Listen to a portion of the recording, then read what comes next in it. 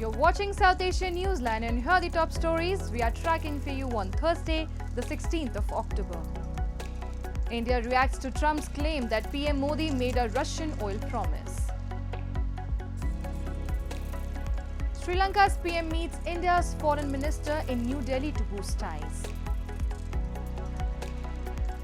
And Pakistan and Afghanistan agree to 48-hour ceasefire.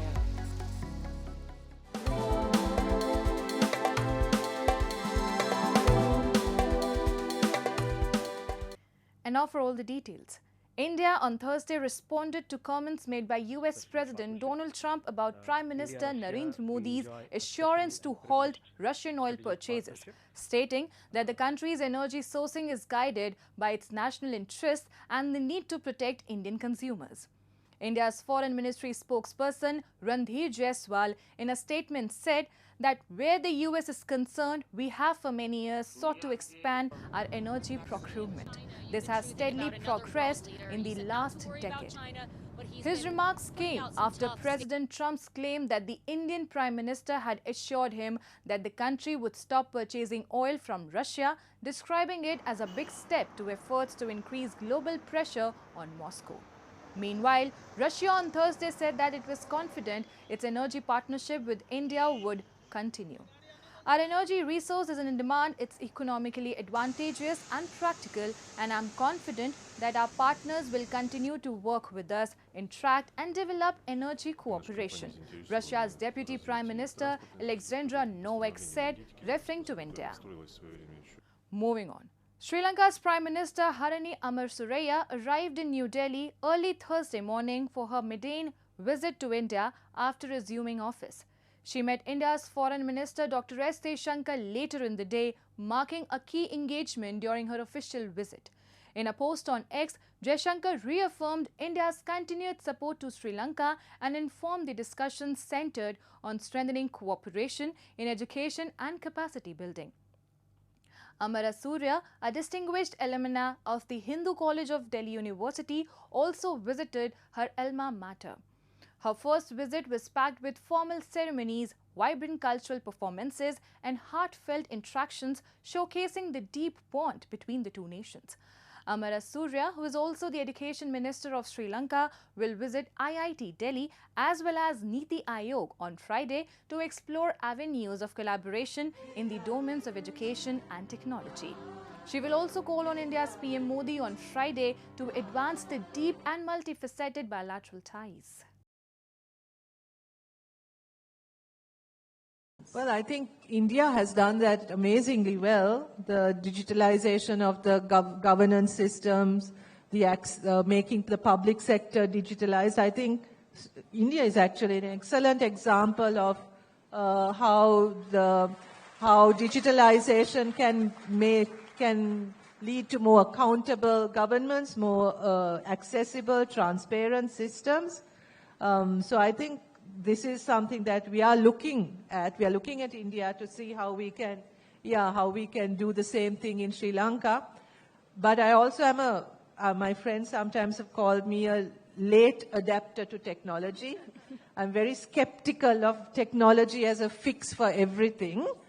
But we are living in a world where technology is changing so rapidly that we can't often even imagine the kinds of changes that we are going to see through. But technology at the end of the day has to work for humanity, right? Humanity doesn't work for technology. So as long as we keep that focus, I think we should be able to manage. After fresh fighting and ramped up tensions, both Islamabad and Kabul agreed to a temporary ceasefire on Wednesday.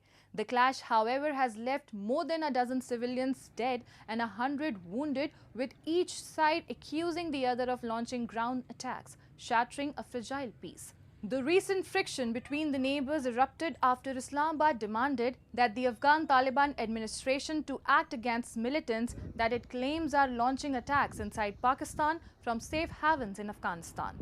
According to a Reuters report, a Pakistani Foreign Ministry statement said that the two countries would implement a temporary ceasefire for 48 hours starting Wednesday, adding the truce was requested by Kabul. Afghan Taliban administration spokesperson Zabihullah Mujahid said the ceasefire was due to the instance of the Pakistani side. Truck drivers were left waiting to cross the Pak-Afghan border on Wednesday as both nations sought a truce to end the ongoing clashes. Islamabad has shut several crossings along the 2,600-kilometer frontier with Kabul, disrupting trade between the neighbors and leaving dozens of goods-laden trucks stranded on both sides. आज तकरीबन 4-5 दिन हुआ gate बंद है उस तरफ ही और इस तरफ दोनों तरफ सब्जी और फ्रूट दोनों फंसा हुआ है और गाड़ियों का बहुत बड़ा नुकसान आता है। ये हमारा खुद गाड़ी 60 टन है चीनी लोड किया ट्रांजिट का। जैसे समझो कि हमारा 5 दिन ये गाड़ी खड़ा होएगा तो सारा टायर ख़त्म हो जाएगा। तो फिर दोनों ममालिक से दरख्वास्त है कि मेहरबानी करके दोनों एक बैठ जाओ, एक रास्ता निकालो, हम लोगों के लिए बड़ा नुकसान। People in Nepal's Kathmandu held a candlelight vigil on Tuesday for Bipin Joshi, a Nepali student killed in Hamas captivity after being abducted during the October 7, 2023 attack in Israel. 23-year-old Joshi was in Israel under the Learn and Earn program and was taken from Kibbutz Alumim, where 10 other Nepalis were killed. The Israel Defense Forces confirmed he was murdered in captivity during the early months of the Gaza war. Hamas handed over his body to Israel through the Red Cross on Monday. Israeli authorities formally informed Nepal's foreign ministry, expressing condolences. Joshi's family, who had sought his release through various diplomatic channels, are now awaiting the return of his remains to Nepal. It is for Bipin Joshi, जसले चाहिँ जो चाहिँ हामीमा चाहिँ 2 वर्ष अगाडिदेखि नै रहनु भएको रहेनछ। हामीलाई चाहिँ भर्खरै थाहा भयो कि उहाँ मृत्यु हुनुहुन्छ। 2 वर्षदेखि चाहिँ हामी एउटा आशामा के थियौं भने बिपिन जोशी फर्किनुहुन्छ भन्ने आशा बोकेका थियौं। अनि आज हामी यहाँ किन उपस्थित छौं भने बिपिन जोशी चाहिँ इन पर्सन अथवा शारीरिक रूपमा हामी माझ नभए पनि he will always be remembered, हैन। Moving on. Dengue infections are surging across Bangladesh. Dhaka's hospital is reportedly full of infected patients and death toll is climbing sharply across the country. The deadly outbreak is worsening rapidly, with children among the most affected. We have a report. The dengue ward at Dhaka's Medical College Hospital, a major dengue treatment center in the capital, was overcrowded with patients pushed into corridors from lack of space. Children are the most affected, many arriving to the hospitals with high fever, rashes, and dehydration. Doctors said that although the overall number of dengue patients has fallen compared to previous years, the fatality rate has climbed to its highest level yet. The Directorate General of Health Services has reported over 50,000 dengue cases and deaths of 4 dengue patients in the 24 hours till Wednesday morning, increasing the number of fatalities in 2025 to 242, local media reported.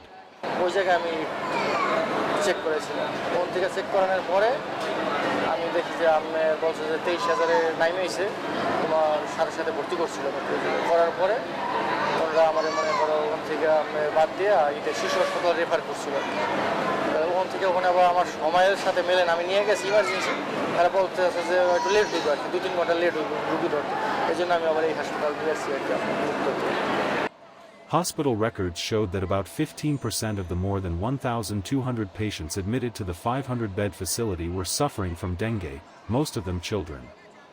Presently, 2,655 patients are receiving treatment at various hospitals in Bangladesh. Rise in cases of chikungunya, also a mosquito-borne disease, is making the crisis worse. Although chikungunya is rarely fatal, it often leaves both children and adults suffering from severe joint pain and lingering weakness. Health officials in Dhaka are warning that dengue could spiral if urgent and coordinated mosquito control efforts are not launched.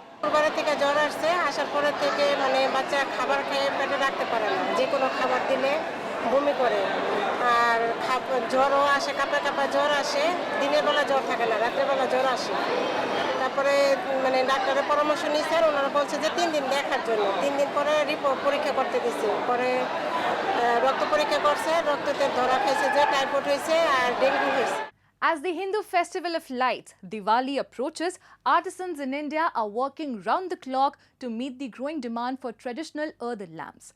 The renewed interest in handmade products has been further boosted by PM Modi's Vocal for Local call.